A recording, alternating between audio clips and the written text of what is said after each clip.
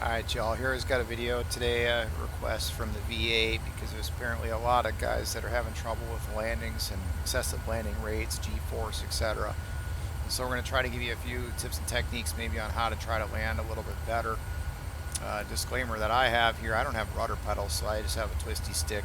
So my centerline control may not be the best you've ever seen, but I'm certainly going to do the best here that I can for you today. It's really more about your touchdown landing rate, and as far as touching down without an excessive rate where your reports aren't getting held. So we're going to go to midway. We're going to look at the ILS 3-1 center. We're actually doing a visual approach today, but we're going to set up with the ILS. SOP basically says we always back it up with some sort of approach procedure, whether it's ILS or RNAV. So in this case, we're going to set up with the ILS. It's a visual backed up with the ILS. In this case, 109.9 for the frequency. 318 is our final approach course. And touching down at 613, that's going to be our barrel mins. We're also going to have a PAPI on the left side that we can use as a visual indicator. Got our step down fixes here on the profile view. If we were doing an actual IMC ILS, we'd bug 863 in our barrel as opposed to 613. Or if you're doing the localizer only glide slope out, we'd set 1070 wide because that's an MDA. MDA is minimum descent altitude, but we always say more damn altitude, so we add 50 feet to that. Reason being is because we would fly this in LNAV and VNAV, and so the VNAV in the FMC creates an electronic glide slope that doesn't actually exist. It's just through the FMC, but we would fly that electronic glide path down. And the idea is once we got down to 1070, if we didn't see the airport, we would go around. Well, in the go around, when you push toga and the nose starts to come up, you lose about 50 feet in that transition. So to ensure that we don't actually descend below the actual minimum descent altitude of 1020, we'd set 1070 and fly it in LNAV and VNAV. Hopefully that makes sense.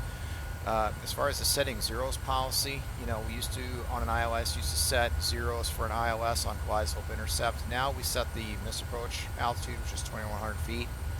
If we were doing an RNAV approach, we would actually want to set, let's look at a different approach here, RNAV to 3-1 center. Depending on our RNP for whatever our weather is for that day, we'll say RNP 3.0 because the cloud ceilings may be like 1100 feet. We can get away with 0.3. So we'd set 1029 in our window, in our barrel mins. But then once we get clear for the approach, we're on a published segment of the approach. Let's say we're just inside of hills here. We would set 700. We'd round that touchdown zone up 100 to the nearest 100 feet. So we'd set 700 feet, so that allows the aircraft, to make all these descents and constraints in VNAV on the approach. Once we get down below 2,300 feet, 300 feet below our missed approach altitude, that's when we would set 26. Why 300? Because once the aircraft gets below 300 feet below the MCP altitude window, what's selected in that window, it'll no longer attempt to capture that altitude. So it would no longer attempt to level at 2,600 feet if we set 2,600 once we're below 2,300 feet. So at some point, between probably Runts and Hobel, we would descend out of 2,300 feet, and then we could set 2,600 feet in the window. A couple other things, as far as tips, techniques, make sure you're always trimmed up. Make sure you get stabilized, early. Make sure you're fully stabilized by 1,000 feet AGL. You can also use the HUD. Right now I'm in primary mode. Of A3 is armed. Elevation touchdown zone of 613 is set. Runway length at 5826 and a glide slope angle of 3 degrees is set. 5826, where did I come up with that? PWB is where you would get that number typically. But for the cases of not having that, what we can do is we can look at the airport. And runway length is 6522, but you got this displaced threshold. If you look at the airport takeoff mins page here, the 109A, you can look and see it says 3-1 center shows landing beyond threshold of 5826. So the distance then from that threshold to the end of the runway is then 5826. So that's why we put 5826 here. So you can use the HUD. A lot of good tools in the HUD. A3 is armed right now. It'll automatically switch over when we get on the approach. You got the circle in the circle. The big circle is me. The little circle is basically the flight director. So whatever this flight director is doing, the little circle is doing the same thing. But this is way more sensitive than the flight director. The bar here, above and below, that's your speed. So if I change this speed, watch that bar. So it basically says I'm slow. And now it basically says I'm fast. So you can use this power caret. That caret changes as you change your throttle to offset this bar, and that's basically how you do speed control using the HUD. What else can we talk about? We got the approach set up, frequencies are in, courses are set in, we got our VREF and VTarget set in, a ref of 129, target of 134. Everything else is set up, so we're going to go ahead and unpause it here. I'll probably do that some here just so we can talk. Now I'm going to go ahead and extend off of Gleam, because that's going to basically be my intercept here. So I'm going to double tap Gleam. I'm going to match up the course to my final approach course of 318. Drop that right there, extends a chalk line. We'll extend that. I can do LNAV, and now on this heading I will automatically intercept. You can even see the little arc right there. Let's say we're cleared approach. I can also just go ahead and arm Vorlog at this point. So we'll stay in LNAV on an intercept until it picks up the Vorlog. As far as speed control is concerned, I'm doing 250 knots out here. It takes about 1 mile for every 10 knots to slow. So by the time I'm, say, 4 miles from that ring, my 10-mile ring around my runway, I need to start slowing down. So this is a 5-mile ring, a 10-mile ring. Now how I got that, you take the runway and drop it in the fixed page. To get the ring, you do the slash and then whatever distance you want, drop that in that line. That's how you create the ring. I usually shoot for 210 knots and flaps 5 by the time I'm at that 10-mile ring. So I'm going to go and start slowing down. So I'm going to try to make my 210 by the time I hit that ring. You start slowing down any sooner than that, you start jamming up ATC. So, they like it when you can go as fast as possible for as long as possible until they tell you otherwise. I'm just going to sync up my heading with my course, not that I need to. Now that Vorlog is captured, we'll do our approach. As I had said previously, I set my barrel bugs for visual approach mins, which was 613.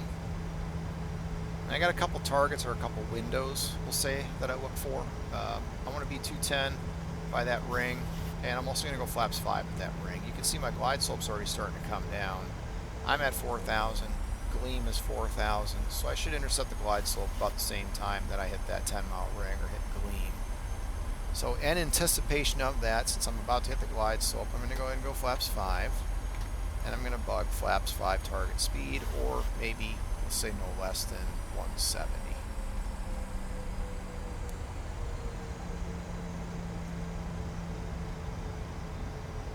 I didn't quite all the way go to 5, so here we go. Go ahead and arm my speed brake. I'm going to go with brakes off in this case, flaps 40 in the midway, and reason being is on a dry runway there's just no reason to use max. You could probably actually get away with 3 at midway on a dry runway with flaps 40, so I guess we can use that. Now, I've got glide slope intercept, so I can go ahead and set my missed approach altitude, which I believe was 2,100 feet. We'll double check that on our chart. ILS to 31 center, indeed 2,100 feet. Now, you guys probably already know or remember, the only way to get out of approach mode at this point is there's only 3 ways. Either hit toga, both flight directors off, or change the frequency. That's the only way you can get out of the flight guidance now for the ILS. Next window I'm looking for is 2000 AGL, so at 2613 I'm going to go landing gear down flaps 15 and start slowing the target. Don't go any slower than 170 out here. Again, you're just going to jam up ATC. You can see the HUD automatically switched over to A3 mode. Circle in the circle, I'm the big circle, the flight director's the little circle, so in reality it's telling me I should come to the left a little bit, and it's also saying I'm slightly fast. So I got bug 170, I'm sorry, slow, actually, it's 1 knot slow, so I need to speed up slightly. A couple other good things in the HUD, it's got all your information here, your descent, vertical descent rate, it's got your radar altimeter right here. What I would start looking for, pause it again here for a second because I'm in my next window of 2,600 feet or 2,000 AGL. You're going to get those call outs, the 50, 30, 10. At 30, I would suggest start slowly bringing the nose up. Get out of that 900 foot per minute descent. Starts bringing the nose up slowly. By 10 feet, you want to be almost perfectly level over top the runway with just the slightest descent. Start bringing the power out to idle. Hold the pitch attitude. The airplane should walk down all on its own. If it's not, or you're not getting the descent rate that you're looking for, what I would suggest you do is don't push on forward on the stick, just let a little pressure off the stick. If you're holding any back pressure at all, just ease that off ever so slightly, and just let the nose come down on its own. So landing gear down, flaps 15 at around 2,000 feet AGL. I'm going to go ahead and bug my flaps 15 speed, which in this case is about 150. I'm going to hold that for a little while. I don't want to go too slow. Again, try not to jam anybody up behind me. And by 5 miles or so, you know, you can hold 170 to 5 out. ATC may ask you to do that. That's totally doable. You can do that. I don't want to get too close into my amber band here. In reality, if I go below 15 bug there, I really need to go flaps 30. So 150, call it 160 is probably a better speed to be flying out here. Now you see my white starting to come up here.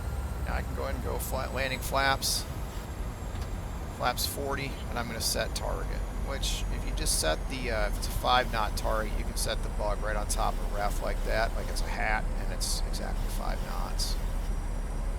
Alright, before landing checklist is complete. Clear to land. We got speed brake, arm, green light, landing gears down through green, flaps 40 and a green light. And now we're just going to fly. FO would have said 1,000 feet. My response, airspeed 1,000 feet, airspeed 137, sync rate 850. A couple things in the HUD. You got that dashed line there. You can see it says 3 degrees. If I keep that 3-degree line on the 1,000-foot markers, that's where I'll go. Also the circle in the circle is the electronic glide slope, or in this case the ILS. So I'm flying circle in the circle. I'm using the little bar and caret there for my airspeed control. Otherwise, keeping the 3-degree path line right on the 1,000-foot markers, and that'll keep you on. It'll keep you on right over white on the VASIs or the PAPIs all the time. Inside 500 feet. Altimeters might be off a little bit. Not too worried about any of that. I'm going to go ahead and take over.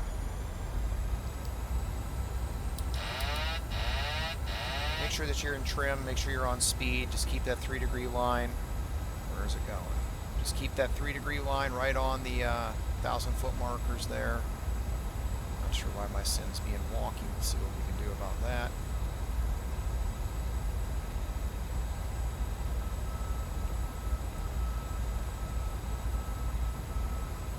For some reason it's wanting to pull hard right. We're just going to go straight for those 1,000-footers. 100. Like I said, at about 30 feet, I'm going to start bringing the nose up. At 10, I'm going to go idle and just let it sit 50. down. 30. 10. Watch that rear altimeter. 5, 4, 3, 2, 1. It touches down. Air center control got extended. Deployed. Auto brake disarm. 60 knots. Out of idle. We'll go and clear the runway for him. I think I got a sticky button for my rudder. Anywho, clear the side stripe.